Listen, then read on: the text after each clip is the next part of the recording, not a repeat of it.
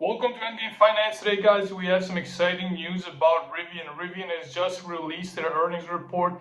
There's a lot of information in these reports, and it's all mostly positive. Rivian has basically been delivering and continues to deliver on all their promises, and we see there's still extremely strong demand for their vehicles. And while there's a strong demand, while they're ramping production, they're also reducing costs. So pretty much everything that just came out from Rivian has been positive. Main point here is that Rivian has raised their production forecast. They're basically going to make more vehicles than they anticipated this year. And now they have stated they have enough cash to last it through 2025. Now, Reuters has reported that demand for pickup trucks from Rivian and their sports utility vehicles has risen despite high borrowing costs. Now, I've anticipated this, and I've reported on this before in other videos, because it actually makes sense for their demand to increase. They're making luxury vehicles, so people that are buying $80,000 to $100,000 vehicle are not that impacted by high borrowing costs. We also have a quote here from RJ Scaringe, CEO of Rivian. He says, "The cash balance that we have today takes us through 2025.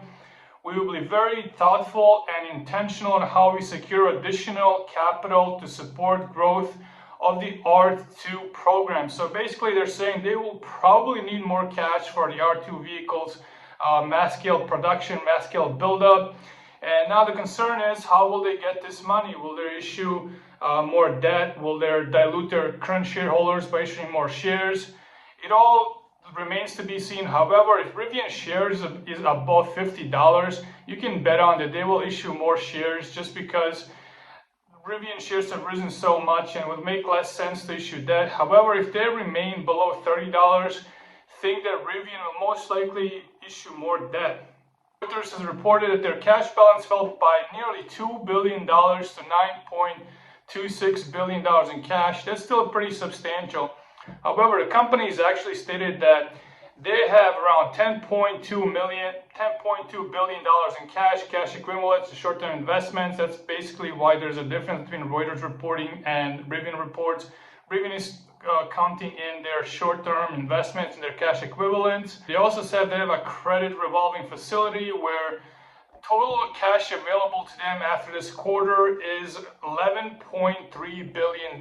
So they're still pretty well capitalized. Even if they're burning $2 billion per quarter, which I anticipate will slow down in the upcoming quarters, Rivian is still well capitalized to roll out their R2 vehicles that will probably be profitable from the start. If R2 is profitable from the start, there's less and less need for them to raise more capital.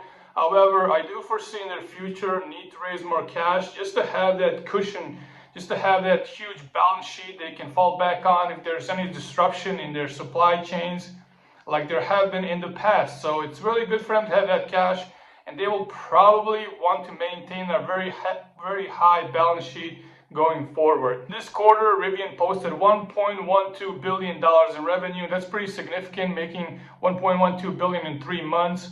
Basically, everyone was anticipating for them to make around $900 million to $1 billion. So Rivian really blew those estimates away. And I also want to hit on this really important point that Rivian released in their earnings report. In this quarter, they made $34 million in regulatory credits. So that's just cash for selling green credits to other companies. On an annual basis, that's $136 million. Once they double up or triple up their production pretty soon, they will be making $250 million plus in just regulatory credits. So that's just pure cash that requires no cost to obtain. So that's going to pad down their bottom line. That's really going to help improve or slow down their cash burn. And that's just basically cash that's going to be coming in year after year and growing and growing. Second quarter gross margins improved to a negative 37% compared to negative 81% in the first quarter. So for every vehicle they produced in the first quarter, they lost 80% of the total cost. So if a vehicle cost $100,000, they were losing $80,000 for every vehicle sold.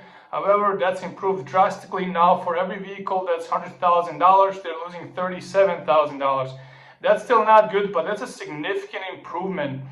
Their adjusted loss per vehicle is now $31,595 compared to $67,000 in the previous 3 months. So that's close to 100% improvement in margins. And with this run rate, we can extrapolate that they're basically going to break even once they're doing around 100,000 units, which will happen next year. And their CFO has stated they will be gross margin positive by the end of next year. For Rivian, total operating expenses for the second quarter fell to 873 million compared to $1 billion in the first quarter. So that's a pretty huge improvement in margins, especially because they made more vehicles, but their costs were a lot lower. That means the factory was probably idling a lot less. There was no stoppage in the production lines. They were just burning through cash. And they were finding ways to be more cost efficient because as they scaled production, they found so many inefficiencies, and they're improving their systems. They're improving their manufacturing process. This is all good news because they're making more vehicles. Those vehicles are becoming more profitable, and it's costing them a lot less to make the cars. Basically, a year ago, Rivian was losing $157,000 for every single vehicle sold. Now that has dropped to $32,000. So you can see the drastic improvement in efficiencies that Rivian has reached, and there's still huge demand for their vehicles. I don't think their backlog will be cleared by at least for 2 more years, especially not for Amazon. Now they have enough demand for Amazon to keep going for a while, and after Amazon is done, they have UPS, USPS, FedEx, and everyone else that just basically wants their electric delivery vehicles, which are extremely cost efficient for people that operate them. And Rivian is also selling a fleet operating system that comes required with all those EDVs. So all of that is just going to bring in so much more cash, and especially with the regulatory credits included, Rivian has a really bright future. I cannot speak on the price share right now, what will happen. I would personally really not be short this stock, especially because another big whale will see these numbers and will come in and put a significant investment into the company. So that's it, guys. That's an update on Rivian earnings. If you have any questions, comments, or concerns, please let me know in the comment section. Like, subscribe, and share. And guys, as always, have a great day.